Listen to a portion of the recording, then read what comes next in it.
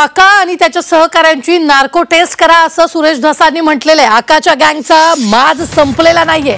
अशोक मोहितेंवर हल्ला करणारे ही आंधळेचे सहकारी असल्याचं त्यांनी म्हटलंय। आमदार सुरेश धस यांनी हा दावा केलाय। आका आणि त्याच्या सहकाऱ्यांची नार्को टेस्ट करण्याची मागणी आमदार सुरेश धस यांनी केली आहे। सरपंच संतोष देशमुख हल्ला प्रकरणातील आरोपी कृष्ण आंधळे अद्याप फरार असल्यानं धस आक्रमक झाले। तसंच अशोक मोहितेंवर हल्ला करणारेही याच टोळीचे सहकारी आहेत असा दावा आमदार सुरेश धस यांनी केला। मी आका आणि त्याचे सर्व सहकारी यांची नार्को टेस्ट करायची सांगितलेली आहे।